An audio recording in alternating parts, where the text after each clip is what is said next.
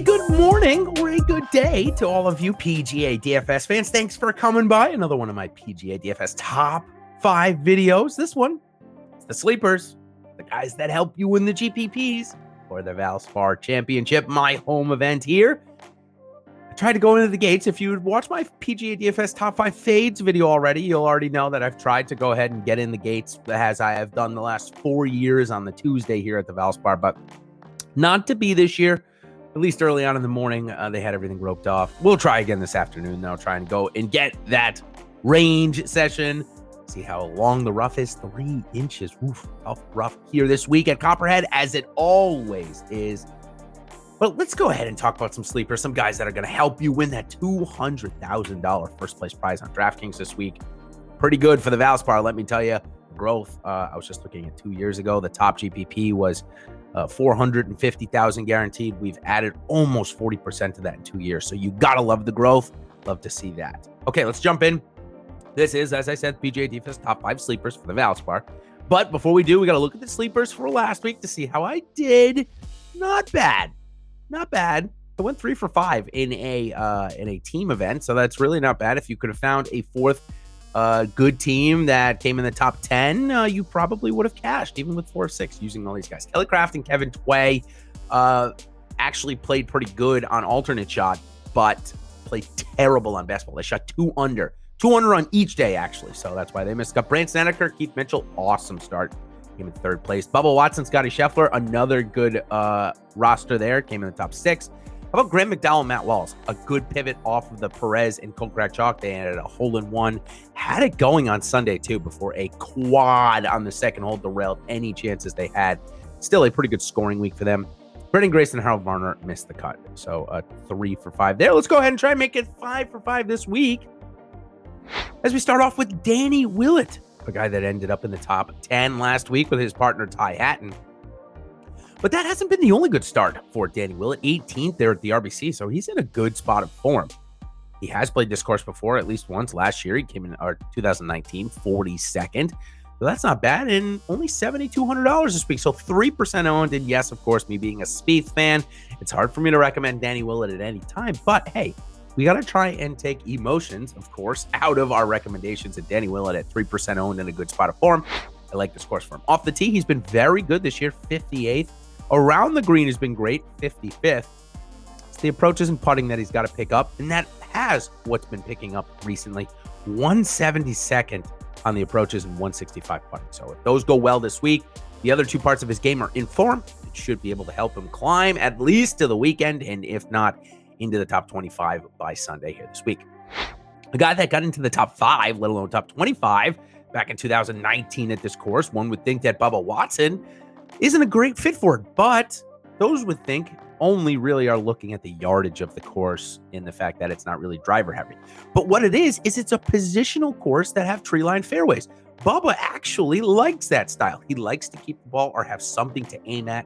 And certainly here at Copperhead, they give you something to aim at or down the line of on almost every hole. So I like Bubba for that reason this week. 8,900, and the fact that you're going to add in, he's 3% owned. Coming off a top 10, coming off a top 5 here. Strokes gain ranks look good. 17th off the tee, 33rd on the approach, 93rd around the green. Maybe not great. And of course, we know his putting is not that good. But as you can see from his 4th place finish here a couple of years ago, he's only got to get to -7 or 8 to do that, and certainly does not need a hot putter to get to -7 or 8, given the fact that there are 4 par 5s on the course. So Bubba Watson, 3% owned. Love that play this week. He actually was on my sleepers last week, as we just mentioned, and so was his teammate, Scottie Scheffler, and I'm throwing him back in here, of course. It's Scottie Scheffler, 9,800 coming in this week, and that's probably why his ownership coming in at just 7%. Now, a couple of things that go along with this. He hasn't made a start here at Innisbrook. That doesn't concern me about Scottie Scheffler. I like Scottie Scheffler's off the tee game. I think it's one of the most consistent on the PGA Tour, which of course will help him here this week, right? At least that's what we can expect. But a couple of other things that I've kind of like about Scottie Scheffler here this week. First and foremost, he's kind of in between a lot of chalkier guys. Corey Connors obviously is getting so much love here this week, 22% owned. And then, of course, most of the gamers will want to roster somebody above Scottie Scheffler, say like Paul Casey, the two-time defending champion. How about Patrick Reed? He's come runner-up here twice in the last 5 years. Victor Hovland, likely also going to be lower owned. And then you get the two stars of the event, DJ and JT. No way anyone's going to want to pass on those guys to go to Scheffler. So 7% owned Scottie Scheffler. He's a little high priced. I totally understand. But as comes lower ownership. So take a look at Scottie Scheffler here this week. Okay, the next guy I'm going to talk about is on the verge. He's been on the verge for a while. But this is a good spot to play him. When he's 4% owned, maybe a little bit higher priced, I kind of like that spot for him, and it is Sam Burns. Course history coming in at 30th 2 years ago and 12th, and he's also coming off a 39th and a 4th place finish. So the form seems to be getting a lot better, or maybe I shouldn't say a lot better, maybe just more consistent for Burns as he is volatile. I feel like every time I try and play him as well, he has a miss and cut that week, but it's not going to matter this week, given the fact that he's 7,900 and only 4% owned.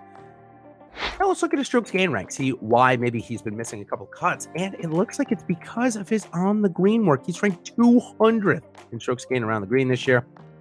The other three stats, though, look pretty good. Top 55 and off the tee, top 30 on the approach, and top 25 putting. Again, a great combination. Love Sam Burns here this week. 7,900. Maybe people, because it's not a bomb-heavy course, that Burns isn't a great play. But for me, I love the form.